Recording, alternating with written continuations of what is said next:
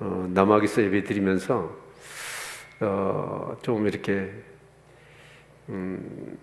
부모님들도 오셔서 이렇게 자녀 설치러 오셔서 같이 예배 드린 분도 계시고 또 가족은 가는데 본인만 남아있는 경우도 있고, 그래서 이 모든 게 명암이 엇갈리죠. 좋은, 어떤 사람에게는 좋은 날이기도 하지만 또 어떤 분들에게는 좀 이렇게 안타까운 그런 설날이 아닌가도 생각을 해보았습니다. 그러나 정말 우리는 어떤 상황에 있어서도 하나님을 예배하는 것을 포기하거나 멈출 수 없지요. 오늘 이 예배에 오신 분들 특별한 하나님의 은혜가 말씀을 통해서 있기를 축원합니다. 아멘. 네. 이런 질문을 시작으로 한번 설교를 시작해 볼까 합니다. 여러분이 예수 그리스도를 기록한다면 어떻게 기록할 것 같으세요?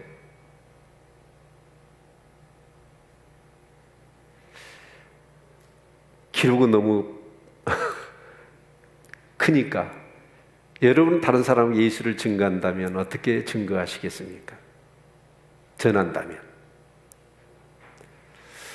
예수님 당시에 많은 사람들이 예수님의 그런 삶을 보면서 기록하려고 그랬어요. 예수님을.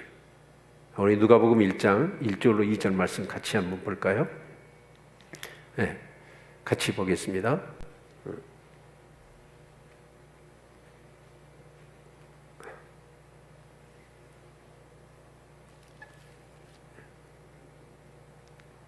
누가복음 1장 1절로 2절. 네, 같이 한번 읽겠습니다. 시작.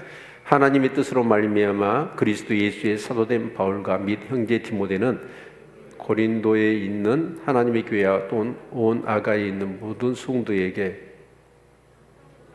처음부터 말씀의 목격자 되고 일꾼된 자들의 전하여 준 그대로 내력을 조술하려고 붓을 든 사람이 많은지라. 그러니까 여러분, 그 예수 그리스도에 대해서 경험한 사람들은 예수님에 대해서 기록하려고 붓을 든 사람이 많았대요. 우리 그렇잖아요. 이순신 전기도 있고 또 여러 이인 전기가 있죠. 자서전도 있지만 그런 이인된 사람들의 삶을 전기로 이렇게 기록한 사람들의 이유가 뭘까요? 그 사람들이 그만큼의 뭔가 인류 역사를 위해서 공헌을 하지 않았습니까? 많은 위기와 어려움도 있었지만 그것을 극복해내고 그렇게 영향력 있는 사람이 된 것에 대한 도전을 좀 받으라고 이제 그런 전기를 기록하지 않았겠습니까? 그런데 예수님에 대해서도 많은 사람들이 예수님을 지켜보면서 야, 이분의 삶은 기록해야 돼. 뭔가 남기고 싶어. 라고 하는 그런 마음을 가지고 이제 예수님에 대해서 기록을 한 사람들이 하려고 붓을 든 사람이 많이 있었어요. 그래서 우리는 알기로 마태, 마가, 누가, 요한이라고 하는 이 네 사람이 예수님에 대해서 복음서를 기록했잖아요. 자, 그런데 여러분 예경에 보면 수제자 베드로는 왜 복음서를 안 썼을까? 저도 궁금하더라고요. 그런데 나중에 이제 신학을 하면서 예경을 읽어봤더니 예경에는 베드로 복음서가 있더라고요. 베드로도 예수님의 복음을, 예수님을 기록했어요. 그런데 아마 이제 정경을 이렇게 이제 많은 그런 글들이 있었지만 그 중에서 정경론이라는 게 있습니다. 그래서 이것은 성경, 정경에 넣자 아니면 이것은 좀 정경에 넣기는 그렇지가 예경으로 구분을 하자 해서 이제 구분되어졌던 것 뿐이지 많은 사람들이 예수님의 삶에 대해서 기록하려고 글을 썼거든요. 그래서 저는 이 마태복음을 묵상하면서 마태가 정말 기록하고 싶었던 예수의 모습은 어떤 모습일까를 중점으로 해서 지금 마태복음을 묵상하고 있어요.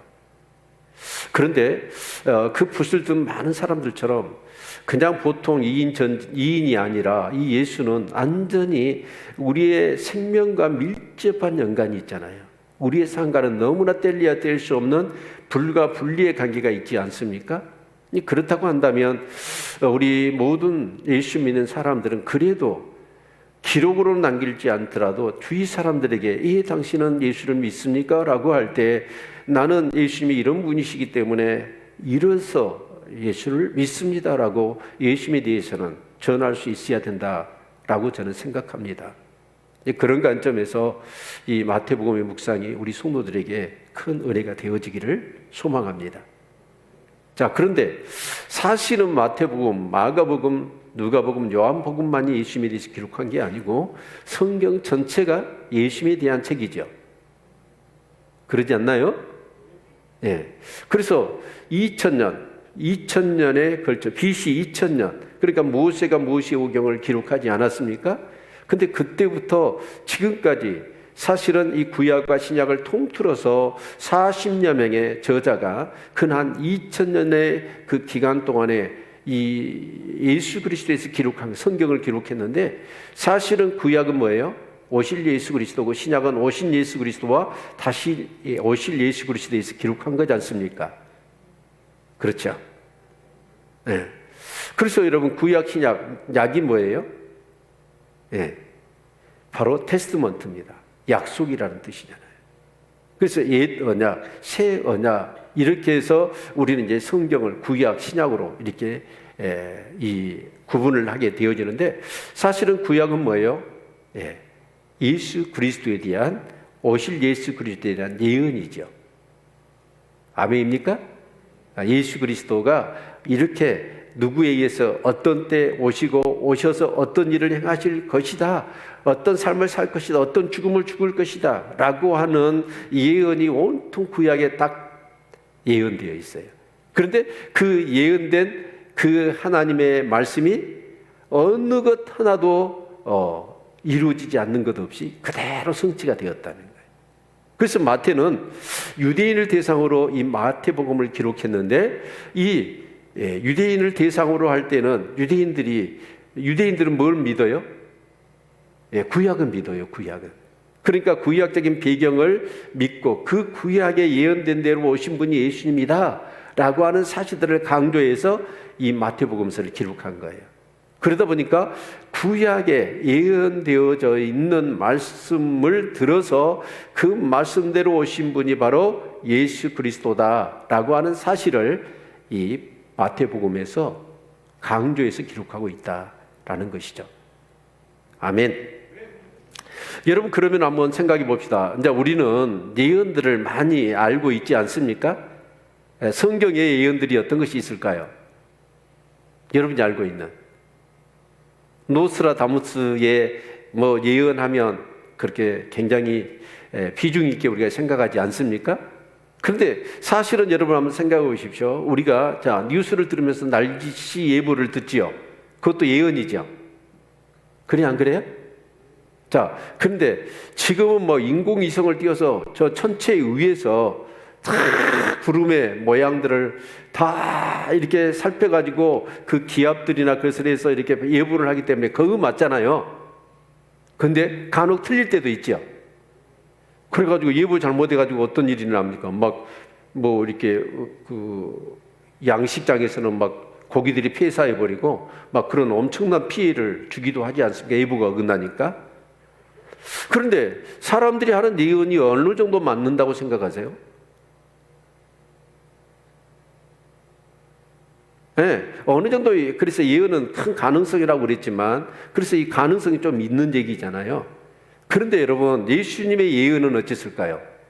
아마 예수님의 예언은 구약 전체가 오실 예수 그리스도에 대한 얘기라고 한다면 그 예언들은 수백 가지, 수천 가지일 겁니다. 제가 생각할 때도 그래요. 그런데 그 예언이 어쩔까요? 수천 가지 예언이 하나도 어긋나지 않고 다 이루어졌습니다. 그 확률이 어느 정도 될까요? 하나 예언이 이루어지는 확률도 쉽지 않은 것이지만 성경의 구약에 예언된 예언이 그대로 다 이루어졌단 말이에요. 수백 가지, 수천 가지인데, 그러면 그 확률은 어느 정도 될까요? 어떤 분이 계산을 어떻게 했는지는 모르지만 그 확률은 뭐냐면 그 확률이 이루어지는 그 확률 전체를 이렇게 놓고 보면 이 100%예요. 완전히 전부 다. 네. 자, 그래서 여러분 이 성경을 근 2000년의 시대에 걸쳐서 40명의 저자가 그 나라도 다르고 언어도 다르거든요. 저자도 다 다르거든요. 근데 창세기부터 사실은 요한계시록까지 전부 다 주제가 누구예요? 예수 그리스도거든요. 어떻게 이게 그렇게 완전히 성경이 그 중심 주제가 제목이 동일하게 똑같냐는 거예요. 있을 수가 없는 일 아닙니까? 그래서 우리는 이 말씀을 기억해야 됩니다. 자, 디모데전서 3장 16절 말씀을 같이 한번 보겠습니다. 디모데전서 3장 16절 같이 한번 읽죠. 모든 성경은 하나님의 감동으로 된 것으로. 그러니까 성경의 원래 저자는 누구예요? 하나님이에요. 하나님이 각 나라도 다르고 시대도 다르고 언어도 다르고 저자도 다른데 그들의 마음 가운데 하나님이 감동을 주셨어. 감동은 뭐예요? 그 사람의 어떤 그런 기계적으로 너 받아 써라 라고 기계적으로 적은 게 아니라 그 사람의 인격, 그 사람의 그런 문학적인 특성, 그 사람의 어떤 성격들, 그런 것들을 다 포함시켜서 그분의 인격을 감화 감동해서 그 성경을 기록하게 하신 거예요. 그러니까 온 저자는 누구라는 뜻이에요? 하나님이시라는 뜻이에요. 그러니까 성경은 뭐냐? 서로 그 주제가 빗나가지 않아요. 그래서 또한 성경은 어떠냐? 서로 성경이 성경을 증거하잖아요. 안전하고 충족되어지는 그런 통일성을 성경이 갖는 것이죠. 그런데 놀랍게도 여러분, 자, 창세기 3장 15절에 여자의 후손에 대해서 말씀하고 계시거든요. 그게 이제 가장 처음에 우리가 등장하는 예수 그리스도에 대한 예언이지 않습니까? 자, 그런데 그 예언들이 예수 그리스도를 통하여서 정말 계속해서 역사적인 사건이나 인물이나 어떤 그런 상징적인 것들이 전부 다 그림자로서 실체이신 예수 그리스도를 구약은 드러내고 있어요. 자, 이스라엘 백성이 광야를 가다가 원망하니까 불뱀들이 나서 그냥 물어버리잖아요. 사람이 죽어나가 자빠지니까 이 모세가 어떻게 합니까? 하나님께 기도를 해요. 기도를 했더니 하나님이 뭘 만들려고 그래요? 구리뱀을 만들어서 장대에 띄어 높이 들리워라. 그리고 그것을 쳐다보면 다 어떻게 해요? 죽어가는 사람이 살아나요. 그런데 그 장대에 달린 노뱀이 누구를 상징하고 있는 거예요? 예수님을 상징하는 거예요. 여러분, 제사가 누구를 상징하는 거예요? 절기가 누구를 중심으로 행해지는 절기입니까? 다 예수 그리스도예요. 그래서 여러분, 성경에 그 예수 그리스도에 대한 예언들의 내용들을 보면 우리가 이제 오늘 마태복음과 관계된 것을 그래서 살펴본다면 우리 이사야서 7장 14절 같이 한번 읽어볼까요? 같이 읽습니다. 네. 자, 이사야서 9장 7장 14절인데 네. 같이 읽습니다. 시작. 그러므로 주께서 친히 징조로 너희에게 주실 것이라. 보라, 처녀가 잉태하여 아들을 낳을 것이요 그 이름을 임마누엘이라 하리라. 처녀가 잉태하여 아들을 낳을 거래요. 그리고 그 이름을 임마누엘이라 하리라. 이 말씀의 배경이 어디서 나왔어요? 이사야서에. 그러면 우리는 여기 간주 성경을 이렇게 딱 오늘 본문을 보면서 간주에 나와 있잖아요. 그러면 이제 그 성경을 어떻게 봐야 돼요? 이사야를 찾아가야 돼요. 이사야를 찾아가면 그 말씀이 어떤 배경에서 주어진지 아시죠? 아수르가 쳐들어오니까 여러분, 아람, 북이스라엘, 유다가 삼국 동맹을 맺지 않습니까? 그래서 우리가 힘을 합쳐서 아수르를 대적하자 그랬거든요. 그런데 이 유대의 아하스 왕이 어떻게 합니까? 삼국을 동맹해도 아수르를 이겨낼 수 없을 것 같으니까 삼국 동맹을 깨버립니다. 그리고 아수르하고 붙어버리죠. 그러니까 아람과 북이스라엘이 배신감을 느끼고, 야, 아수르보다도 먼저 우리 배신자인 유다를 치자 해가지고 두 나라를 쳐들어오잖아요. 그렇게 쳐들어왔을 때 이 아하스 왕이 어떻게 합니까? 굉장히 두려워하잖아요. 그때 하나님은 이사야 선지자를 보내죠. 연기 나는 두 부지깽이에 불과하니까 두려워하지 말아라. 내가 너를 도와줄 테니까 너는 징조를 구하라고 그래요. 그래서 여러분, 징조를 구하라 가는데 아하스가 어때요? 징조를 구해야 안 구해요?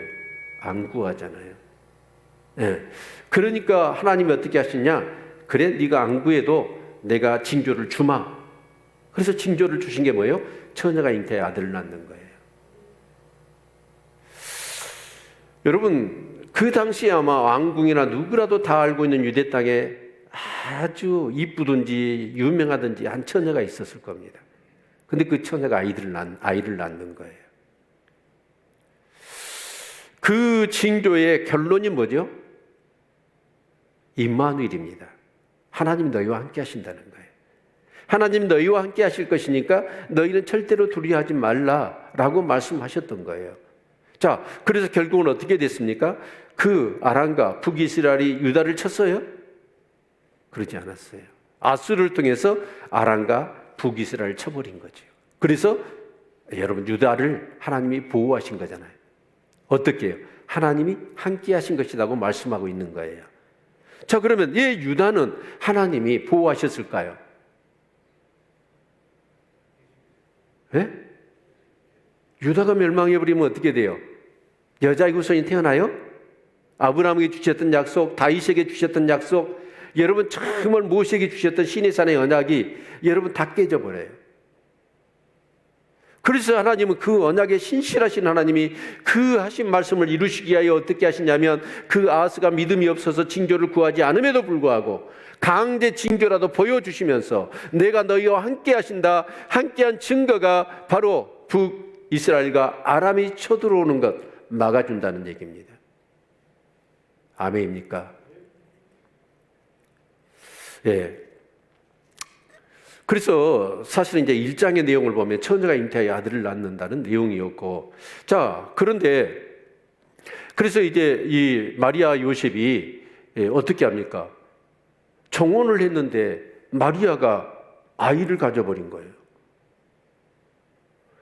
아니, 이건 정말 심각한 문제잖아요. 마리아는 얼마나 충격이었을까요? 요셉은 얼마나 그 배신감으로 잠을 이루지 못했을까요? 이스라엘 사람은 세 단계를 거쳐서 결혼을 합니다. 약혼을 하고 정혼을 하고 결혼을 하거든요. 그러니까 어렸을 때 부모님들이 만나서 우리 두 자식 간에 연을 맺읍시다 라고 약속을 해요. 그 약혼이에요. 그리고 이제 이 아이들이 자라면 어떻게 됩니까? 뭐 우리처럼 막 서로 알아가지고 데이트하고 손 보고 그런 거 아닙니다. 옛날에는 그러지를 않았다고요.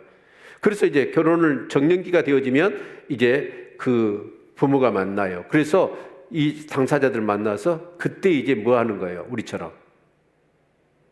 네? 양가가 만나는 걸 뭐라고 그래요? 네. 그렇게 해서 만나서 정혼을 하는 거예요. 그럼 정혼은 뭐가 되냐면 법적으로는 뭐냐면 결혼하고 똑같은 겁니다. 네. 그래서 이제 1년 동안을 뭐 하냐면 서로 신랑은 지을 집을 장만하고 신부는 신부 수업을 하는 거예요. 그게 이제 1년 후에 이제 결혼식을 하는 겁니다. 그러니까 정혼은 뭐냐면 지금 아직 남자하고 결혼한 게 아니고 잠을 자는 게 아니라 여러분 떨어져 있는 거예요. 그런데 여러분 아이를 가져버렸어요. 예, 참. 그런데 하여튼 그래서 이 사자가 나타나서 마리아에게 요셉에게 얘기를 하거든요. 그러니까 그걸 그냥 믿음으로 받아들여요. 쉬운 일은 아닙니다. 그런데 이제 호정령이 내려가지고 어떻게 하냐? 네 고향으로 가서 이제 이 로마 황제 아우구스토가 뭐랍니까? 호정령을 내려요. 세금을 걷기 위해서. 그래서 정말 만삭이 된 이 마리아는 어떻게 합니까? 자기 고향인 베들레헴, 요셉의 고향으로 가서 뭘 하게 되죠? 호적을 하러 가는 거예요. 자, 이제 그래서 아이가 이제 태어날 그때쯤 되었는데 저기 페르시아에 메소포타미아의 페르시아의 동방박사들이 이 동방박사들은 뭐한 사람이 그 당시에는 뭐냐면 굉장히 천체를 이렇게 별을 연구하는 것이 굉장히 중요했습니다. 왜냐하면 날씨나 기후나 여러 가지 것들을 알아야 하기 때문에. 그래서 점성술이 굉장히 발달이 있었는데 이 사람들이 천체를 연구하다가 유난히 반짝반짝 빛나는 별을 봐요. 그래서 그들이 그 별의 이름을 뭘로 짓냐면 유대인의 왕이라고 지어요. 왕의 별이라고 지어요. 근데 어느 날 봤더니 그 별이 움직이는 거예요. 그래서 이 동방박사들이 그 별을 따라서 갔더니 유대 땅에 간 거예요. 그 신호가 뭐냐면 유대인의 왕이 태어난다는 얘기입니다. 근데 유대 땅에 딱 오자 별이 사라져버렸네. 그래서 이 동방박사들은 자, 유대인의 왕이 태어난다면 어디서 태어날까요? 마구간? 앙궁에서 태어나잖아요. 그래서 앙궁으로 찾아가요. 찾아가서 뭐라고 얘기하냐면 유대인의 왕으로 나신 이가 어디 있느냐라고 물어요. 여러분, 그랬더니 누가 깜짝 놀랐을까요? 헤롯이 깜짝 놀래버려요. 왜 그랬을까요? 헤롯은 유대인이 아니었거든요. 에돔 사람이었어요. 그런데 그 당시에 여러분, 유대 땅은 누가 다스리고 있었어요? 로마가 다스리고 있었기 때문에 이 유대인의 왕을 누가 세우냐면 로마 황제가 세우는 거예요. 그래서 이 헤롯이란 사람은 권력에 대한 굉장한 집착을 갖는 사람입니다. 권력. 그래서 로마의 관료들과 그런 어떤 정말 귀족들한테 막 잘 보인 겁니다. 그리고 유대인들의 마음에 한심을 사기 위해서는 굉장히 자기 돈을 투자하고 노력을 해요. 그래서 어떻게 되냐면 유대인의 왕이 된 거예요. 자, 그런 왕이 되어져 있는 상태에서 그 동방의 박사들이 딱 와서 하는 얘기가 뭐냐면 유대인의 왕이 태어났다고 그러니까 깜짝 놀랐죠, 속으로. 자기는 유대인이 아니니까 가짜 왕이거든요. 그래서 동방 박사들한테 이제 묻기 전에 모든 제사장들과 서기관들을 다 불러요. 그러면서 유대인의 왕이 어디서 태어났느냐? 그거 어디서 태어난다고 성경에 기록되어 있느냐라고 했더니 이구동성으로 사람들이 베들레헴에서 태어난다라고 얘기를 합니다. 그러자 이 동방 박사들은 깨닫습니다. 아, 유대인이 아니라 그리스도가 태어나는 거구나. 메시아가 태어나는 거구나. 그래서 이 사람들은 급히 어째요? 어디로 가겠습니까? 베들레헴으로 간 거예요. 그들을 향하여 헤롯은 이렇게 얘기를 합니다. 자, 너희들이 그 그리스도가 태어났다고 한다면 그것을 발견하거든 나한테 소식을 주라. 나도 가서 경배하겠노라 라고 얘기를 해요. 거짓이었죠. 어떻게 해야 될까요? 진짜 왕은 가짜 왕은 죽여야 돼요. 죽이려고 하는 의도였잖아요. 자, 그래서 이제 동방박사들은 그곳에 가서 봤더니 아기 예수가 태어나 있는 거예요. 그래서 준비한 그런 예물을 드리면서 경배를 올려드리지 않습니까? 자, 그리고 나서 이 동방박사들은 이 주의 사자가 신호를 보내요. 헤롯한테 가지 말고 다른 길로 너희 고국으로 돌아가라.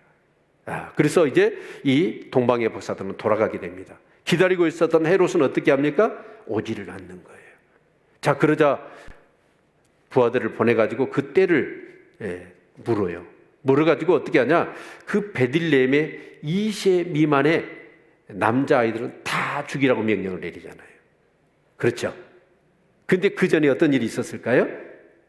하나님은 마리아와 요셉에게 나타나셔서 뭐 하라고?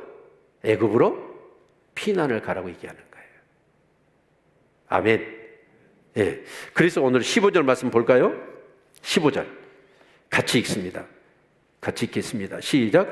헤롯이 죽기까지 거기 있었으니 이는 주께서 선자로 말씀하신 바 애굽에서 내 아들을 불렀다 함을 이루려 하심이로라. 그러니까 마태는 어쩌냐면 이 헤롯이 결국 이제 예수를 죽이려고 사내아이 2세 미만의 사내아이를 다 죽이라고 하는 이 사건까지도 결국 성경에 말씀하신 대로 이루어진 것이다 라고 얘기하고 있는 거예요. 네.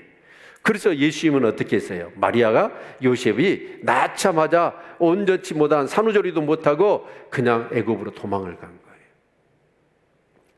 참 제가 이 애굽에서 느꼈던 성지순례 가가지고 카이로 공항에 딱 도착하고 제가 가장 먼저 들렀던 게 예수님 피난교회입니다. 가슴이 설렜죠. 2000년에 예수님 아기 예수가 있었던 곳을 제가 성지순례를 처음 하는 그 자리에서 그곳이 들린다고 그러니까 가슴이 막 두근두근거리더라고요.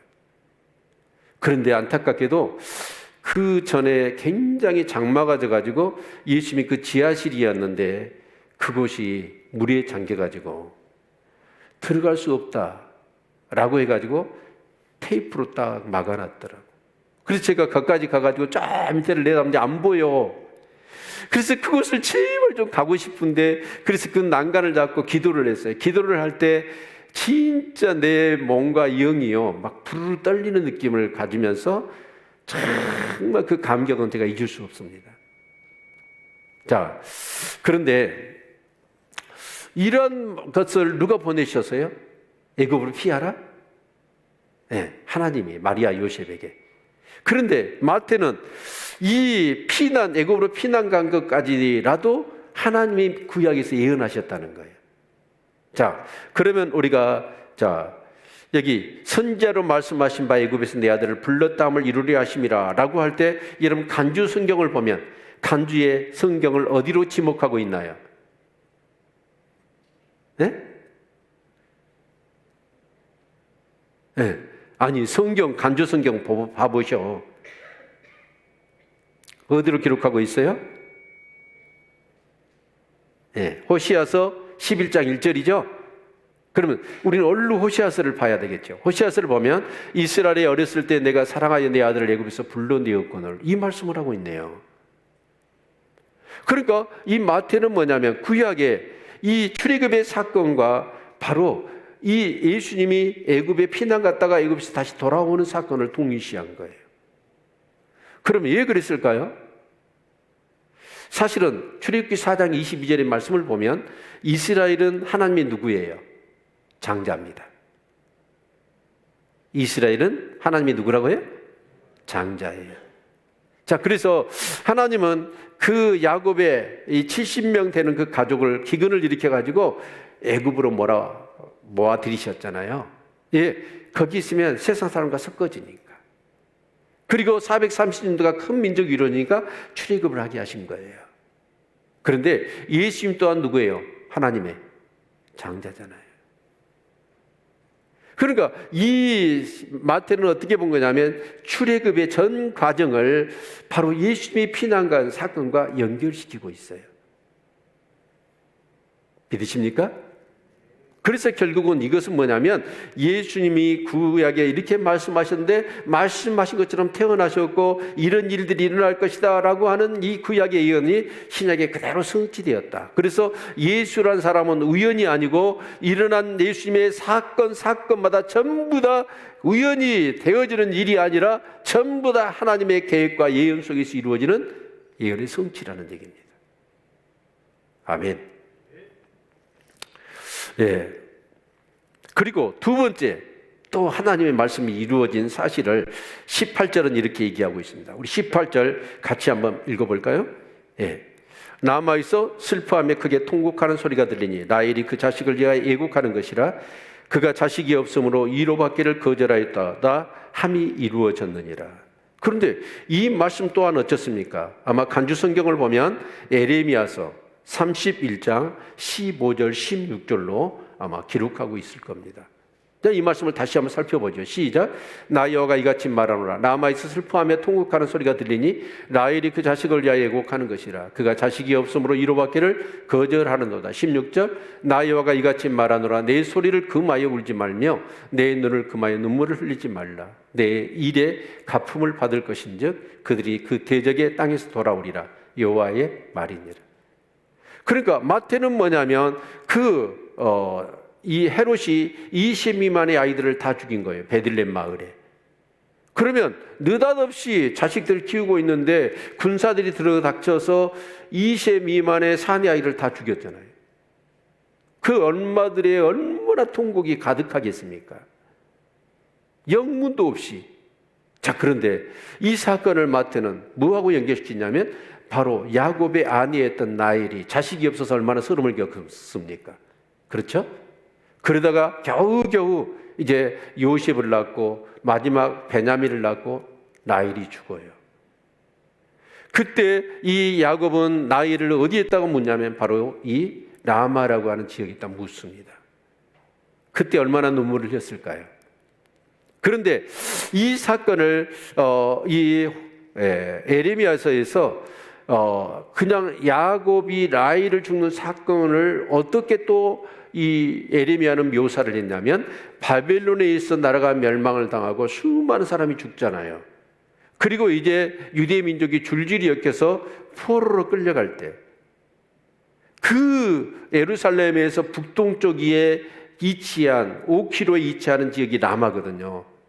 그러니까 사람들이 끌려가면서 그 라마에서 통곡을 한 거예요. 우리 미아리 고개 아시죠? 미아리 고개가 어떤 곳이에요? 거기서 찬한 뭐 전쟁이 일어났던가 어떤가 해가지고 그곳에서 수많은 사람이 죽은 거예요. 그러니까 단장의 미아리고개라고 하지 않습니까? 그러니까 유대인들에게 있어서의 단장의 미아리고개가 어디예요? 라마예요, 라마. 남편이 죽고 자식들이 수없이 죽었습니다. 그럼에도 불구하고 수풀할 겨를도 없이 줄줄이 엮여서 바벨론으로 포로로 끌려갈 때 이스라엘 백성이 통곡했던 장소가 어디냐면 라마거든요. 그런데 그와 동일한 사건이 어디서 일어났다? 예수님 때문에 바로 베들레헴 땅에서 헤롯이 유아 살해를 시킴으로 인하여서 성취가 되어진 것이다 라는 얘기입니다. 아멘입니까? 제가 왜 이것을 굉장히 중요하게 여길까요? 예, 성경이 수천 년 전부터 말씀해 주신 예언들인데 그 예언이 그대로 성취되었다는 거예요. 하나도 이루어진 것이 없이 그대로 이루어진 거예요. 그렇다고 한다면 이 성경은 신뢰할 만해요, 안 해요? 신뢰할 만하고 그 중점이 예수 그리스도라면 그 예수 그리스도는 우연히 이 땅에 태어나셔서 누군가의 공교하게 지어낸 말로 의해서 우리 죄를 위하여 죽은 진짜 구원자가 아니라 하나님이 계획하시고 섭리하신 가운데서 그 예언하신 대로 오셨다가 정말 우리 죄를 위하여 죽으시고 우리를 구원하시기 위하여 다시 십자가에 죽으셨다가 부활하시고 하늘에 오르신 우리 주 예수 그리스도라는 사실입니다. 아멘. 다른 건 몰라도 이 사실은 너희들이 믿어야 된다는 거예요. 아멘입니까? 그리고 마지막으로 또 선제로 하신 말씀이 이루어졌는데 그게 23절이잖아요. 23절 볼까요? 나사렛이란 동네에 와서 사니 이는 선제로 하신 말씀에 나사렛 사람이라 칭하리라 하심을 이루려 하심이라. 자, 여러분 보십시오. 이제 헤롯이 죽기까지는 가까이 있으라고 그랬겠어, 애굽에. 그런데 이제 헤롯이 죽으니까 또 꿈에 하나님의 사자가 마리아 요셉에게 나타나서 뭐라고 그러는 거예요? 이제 죽었으니까 이스라엘 땅으로 돌아가라고 얘기하는 거예요. 자, 그럼 이제 돌아와야 되잖아요. 그런데 돌아오는데 그 헤롯이 죽자 적지 않은 고민이 있었어요. 이 로마 정부에서. 왜 그러냐면 이 헤롯 집안은 대대로 어쩌냐면 굉장히 좀 뭐랄까 집안이 드센 집안이었어요. 여자 좋아하고 권력 좋아하고 물질 좋아하고 탐욕 좋아하고 이런 집안이었거든요. 그런데 그 헤롯이 죽자 헤롯 큰아들한테 이 나라를 물려주면 다른 아들들이 가만히 안 있을 것 같아. 그래서 이 로마는 저기 동유럽, 북유럽에서 막 정복 전쟁을 계속 일으키는데 저 남동쪽 끝터리에 변방에서 전쟁이 일어나면 어떻게 될까요? 난리가 반란이 일어나면 여러분 국력이 여러 가지로 분산되지 않겠습니까? 그래서 좋은 방법이 뭐냐면 헤롯의 세 아들이 있는데 세 아들한테 나라를 분할해서 다스리게 하는 거였어요. 그게 분봉왕입니다. 그래서 절반은 뚝 띄어서 큰아들이니까 아켈라오에게 줍니다. 그리고 갈릴리 쪽 북쪽에 그 지역은 헤롯 안디바에게 주지요. 그리고 갈릴리 북동쪽에 그쪽은 뭐냐면 바로 빌립에게 줍니다. 그래서 이 유대 땅을 분할 통치하도록 분봉왕을 세우게 된 것이죠. 그런데 이 유대 땅으로 돌아가야 하지만 아켈라오는 그 아버지 헤롯 대왕만큼이나 잔인한 사람이에요. 그래서 그곳으로 가지 않고 원래 자기가 살았던 갈릴리 지역, 그런데 그 갈릴리 지역에도 정말 가난하잖아요. 그러자 어디로 갔냐면 나사렛이라는 동네에 가서 살게 됩니다. 그런데 그 나사렛은 어떤 곳이냐면 우리나라로 얘기하면 어떻게 해요? 강원도 완전히 두메산골 깡촌을 얘기하는 거예요. 그런 곳에. 그래서 우리가 이제 간주 성경을 보시면 이는 선제로 하신 말씀에 나사시라 칭하리라 하심을 이루리 하심이라 라고 할 때 간주를 보면 자, 성경 어디를 얘기하고 있습니까? 아니, 성경을 봐보세요, 여러분. 간주 성경이 있잖아요. 어디를 얘기하고 있어요? 이사야 11장 1절입니다. 여러분, 제가 얘기한 것만 들어갖고는 여러분이 이 성경에 대한 신뢰, 공신력 갖지 못해요. 여러분이 찾아봐야 돼요. 스스로 찾아보고 깨달아야 돼요. 아, 그렇구나. 그래서 이사야 11장 1절 보면 같이 읽어보죠. 이새의 줄기에서 한 싹이 나며 그 뿌리에서 한 가지가 나서 결실할 것이요. 이새의 줄기에서 한 싹이, 여기서 이새의 줄기란 게 뭘까요? 이새의 집안을 얘기하는 거잖아요. 근데 이 줄기라는 말은 뭐냐면 줄기, 이 번역이 좀 잘못돼서 그루터기를 얘기해요. 그러니까 우리가 나무인데 나무 전체 밑둥을 잘라버리잖아요. 그 그루터기만 남잖아요. 대부분 그루터기만 남으면 나무는 죽습니다. 그런데 이 그루터기 한 새싹이 올라오는 거예요. 그 새싹은 원래 그 그루터기 전체 나무 기둥, 온 기둥하고 비교하면 이 새싹은요 너무나 보잘것없는 거잖아요. 그런데 그 새싹이 나서 그 새싹을 통하여 하나님의 나라가 이루어질 거래요. 근데 그 새싹이 누구예요? 예수 그리스도라는 얘기입니다. 그런데 예수 그리스도는 어째요? 볼품이 있어요, 없어요? 진짜 이 세상을 구원하기로 하신다면 진짜 왕 중에 왕으로 권력과 명예와 정말 지혜와 지식이 충만한 그런 정말 휘황찬란한 모습으로 오셔야 되지 않습니까? 그런데 예수님은 두메 깡촌. 그래서 빌립이 나중에 그 누구죠? 전도를 하잖아요. 누구죠? 큰일 났네. 그 사람 생각이 안 나네. 누가복음에 보면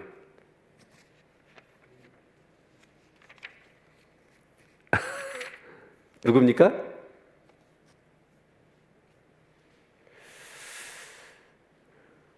네, 빌립이 가서 얘기를 하니까 그자가 뭐라고 그래요? 나사렛에서 무슨 선한 것이 나왔느냐?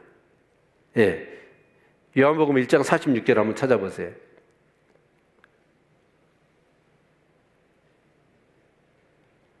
누구죠? 저도 큰일 났네요, 지금. 나다나엘. 예. 그래, 나다나엘이, 나사렛에서 뭐 선한 것이, 그 두메 산골 깡촌에서 뭐 선한 것이 나오냐, 선지자가 나올 수 있느냐? 그 정도로 이 나사렛은 정말 형편없는 그런 지역이었지요. 근데 이런 예수님이 사시게 되는 장소까지도 결국은 뭐 한다는 거예요? 성경에서 예언한 대로 되어졌다라는 얘기입니다. 아멘입니까? 아멘. 여러분 정말 우리가 기억해야 됩니다. 예수님은 그냥 우연히 이 땅에 등장하신 분이 아니고 여러분 아담과 하와가 범죄함으로 인하여 그때부터 하나님 우리를 구원하시기 위하여 여자의 후손 바로 예수 그리스도를 약속하셨고 구약의 수천 가지 예수님에게 대한 사건들 예언들이 기록되어 있는데 그 예언들이 그대로 이루어진 거예요. 그렇다면 예수 그리스도는 너무나 분명한 저와 여러분의 구원자이십니다. 아멘. 지금 마태는 그 예수가 누구냐? 구약에 하나님이 예언하신 대로 그대로 오신 분이라는 거예요. 그리고 오셨고 그대로 또한 우리를 위하여 십자가에 죽으시러 오신 분이고 그리고 우리를 제사하시고 우리를 구원하시며 하나님의 자녀 삼으시며 이 땅의 새 나라와 새 하나님 나라 새 하늘과 새 땅을 이루시는 바로 메시아라는 사실을 분명하게 이 마태는 유대인들에게 증거하고 싶었던 거예요. 아멘. 저는 오늘 이 말씀을 묵상하면서 새벽에 기도 안에 너무 눈물이 많이 났습니다. 이렇게 하나님은 말씀하신 것을 신실하게 지키셨어요. 그 백성들은 어땠습니까? 선자를 통해서 그렇게 말씀하셨잖아요. 그런데도 그들은 어째요? 한사코 하나님을 배신하고 그 말씀을 무시하고 자기 하고 싶은 대로 살았지 않았습니까? 그런데 제가 목사가 되어서 목회를 한다고 하는 사람이 실제로 봤더니 제게 주신 은혜들이 너무나 크거든요. 그 말씀대로 제 삶을 얼마나 신실하게 저를 지켜오셨고 저에게 은혜를 베푸셨는데 저는 아직도 온전히 주님만을 따르지 않고 말씀 따라서 살지 않고 나라고 하는 내 주관과 내 주장과 내 생각이 나를 더 강하게 움직이는 동기였다 생각되어지니까 얼마나 하나님께 죄송해서 눈물을 많이 흘렸는지 모릅니다. 여러분 가짜왕 헤롯은요 진짜왕이 나타나니까 가짜왕을 죽이려고 그러잖아요. 왜 그럴까요? 한 나라에는 두 왕이 있을 수가 없는 겁니다. 정말 저와 여러분이 예수를 믿고 제사함을 받았다면, 그리고 그분을 구주로 영접했다고 한다면 정말 우리는 이제 우리의 주인이, 왕이 누구셔야 돼요? 예수님이셔야 됩니다. 그런데 구약의 백성들은 어쩌냐? 그렇게 선자를 통해서 말씀하셨고 그 제사 제도를 통하여서 우리 죄를 대신하여 흠없는 점없는 그 제물들이 죽어가는 것들을 통해서 그 예수 그리스도의 그런 상징적인 것들을 보여주고 재현하도록 그렇게 했지만 그들은 현상 그때뿐이라는 거예요. 그래서 구약 백성들에게 하나님은 새 언약을 약속하시죠. 그게 예레미야서, 우리 같이 한번 볼까요? 예레미야서 31장 31절로 34절입니다. 정말 이 말씀에 큰 은혜가 되셨으면 좋겠어요. 같이 읽습니다. 나 여호와가 말하노라. 보라, 날이 이르리니 내가 이스라엘 집과 유다 집에 새 언약을 세우리라. 나 여호와가 말하노라. 이 언약은 내가 그들의 열조의 손을 잡고 애굽 땅에서 인도하여 내던 날에 세운 것과 같이 아니할 것은, 이건 옛 언약을 얘기하는 거죠. 내가 그들의 남편이 되었어도 그들이 내 언약을 파하였습니다. 그 시내 산에서 뭘 했습니까? 이스라엘 백성들과 새 언약을 맺었잖아요. 언약이 뭐예요? 나는 너희의 하나님이 되고 너는 내 백성이라 라고 하면서 그 언약을 맺었어요. 결혼식을 했다 그 말입니다. 근데 모세가 그 결혼 증서를 받으러 정말 시내산에 올라가서 40일 동안 내려오지 않으니까 이스라엘 백성이 뭘 했어요? 하나님은 나의 하나님이고 우리는 하나님의 백성입니다 라고 혼인서약을 해놓고 그 잉크가 마르기도 전에 그들은 어째요? 금송아지 만들어 놓고 그걸 하나님으로 섬겨버린 거죠. 이런 그들의 모습을 보며 하나님은 어쩌냐? 새 언약을 준비하신 거예요. 그래서 34절 같이 읽어보죠. 나 여호와가 말하노라. 그들은 다시는 각기 이웃과 형제를 가리켜 이르기를 너는 여호와를 알라 하지 아니하리니 이는 작은 자로부터 큰 자까지 다 나를 알매니 내가 그들의 지약을 사하고 다시는 그 죄를 기억지 아니하리라. 여호와의 말이니라. 여호와를 알라. 33절 안 읽었지요? 33절 앞으로 하나 더. 나 여호와가 말하노라. 그러나 그날 후에 내가 이스라엘 집에 세운 언약은, 맞네요. 자, 여기 봅시다. 내가 나의 법을 어디? 그들의 속에 두며 그 마음에 기록하여 나는 그들의 하나님이 되고 그들은 내 백성이 될 것이라. 어디다 새긴다고요? 옛 언약은 돌판에다 새겼지만 이제 새 언약은 우리의 마음에 새긴대요. 언약이 여러분의 마음에 새겨졌나요? 이것을 에스겔서는 이렇게 얘기합니다. 36장 26절로 27절 같이 읽어보죠. 시작. 또 새 영을 너희 속에 두고 새 마음을 너희에게 주되 너희 육신에서 굳은 마음을 제하고 부드러운 마음을 줄 것이며 또 내 신을 너희 속에 두어 너희로 내 율례를 행하게 하리니 너희가 내 규례를 지켜 행할지라. 자, 우리의 마음에 하나님의 말씀을 새긴다는 말이 뭔 말이에요? 새 영을 우리에게 주신다는 거고 내 신을 너에게 부어주신다는 얘기잖아요. 그래서 여러분 그렇습니다. 성령을 통하여 여러분 정말 예수 그리스도의 이 놀라운 정말 이 땅에 오심과 더불어 십자가와 부활을 여러분이 체험하시는 은혜가 있기를 축원합니다. 교회 오래 다녀도 필요 없어요.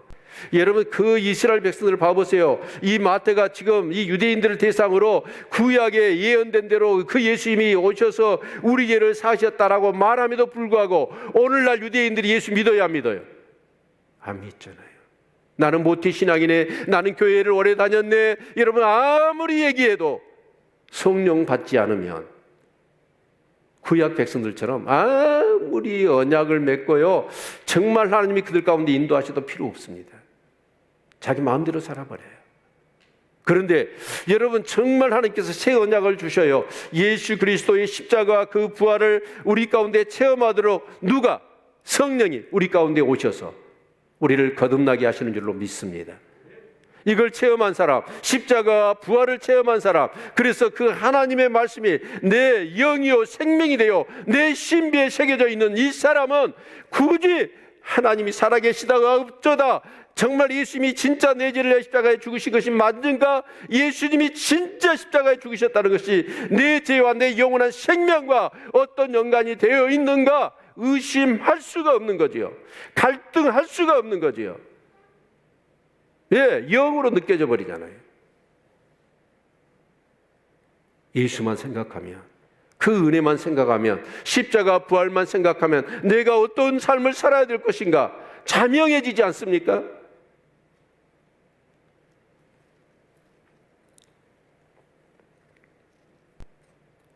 여러분, 헤롯은요 가짜왕이에요. 진짜왕이 나타나니까 진짜왕을 죽이려고 그러잖아요. 내가 주인이라는 것, 그거 가짜입니다. 여러분. 사단의 그 음성에, 여러분 육의 소리에 절대로 속아 넘어가지 마십시오. 내 주인은 주님이셔야 됩니다. 그리고 그 주인의 음성에 귀 기울이시길 바랍니다.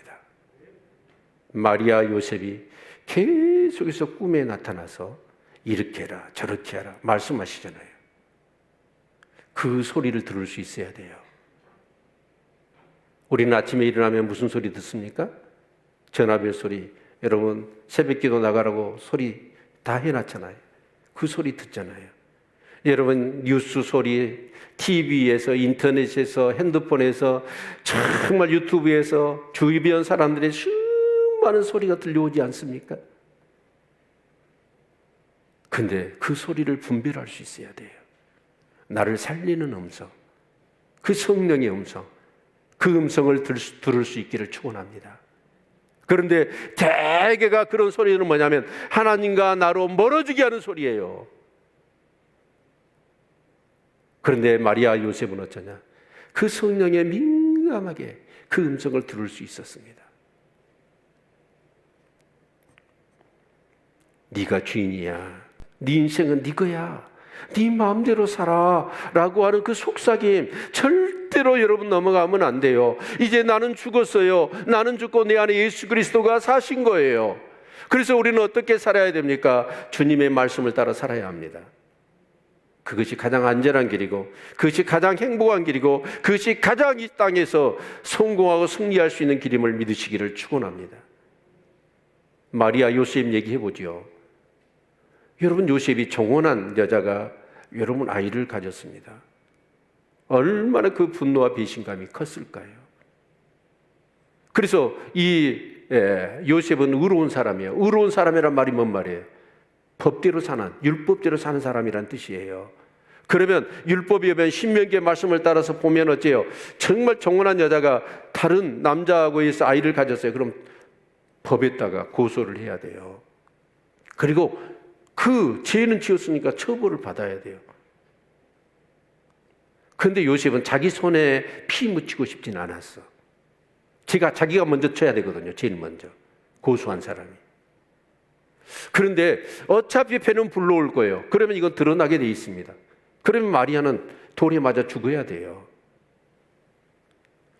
그런 생각까지는 우리 인간이 할 수 있었잖아요. 근데 하나님의 음성이 들려오는 거예요.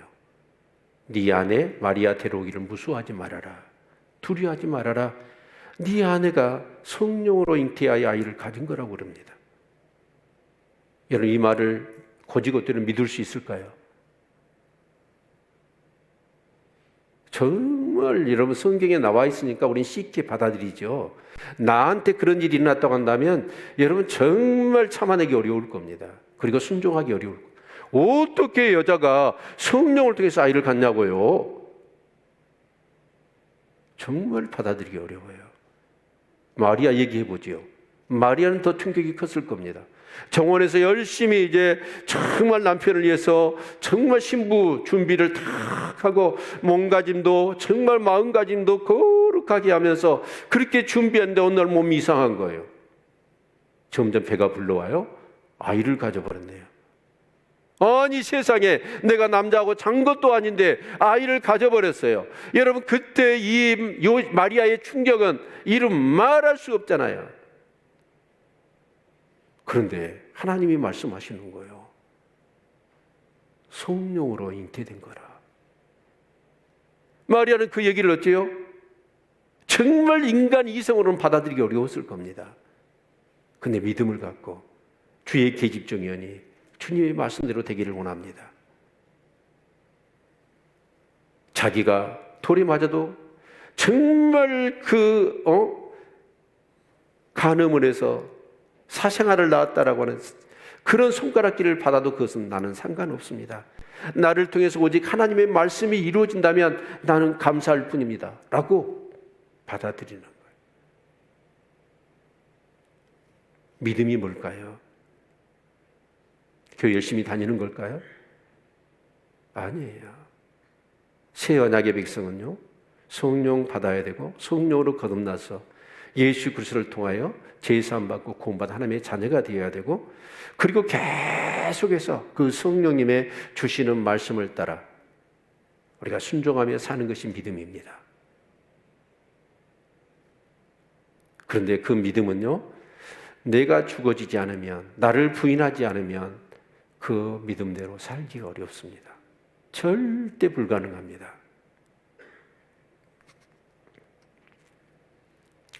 사랑하는 성도 여러분, 저는 모르겠어요. 나이가 들어서 점점 그런지는 모르겠지만 우리 사랑하는 성도들, 내 자신들 늘 말씀을 비추어 보면서 생각합니다.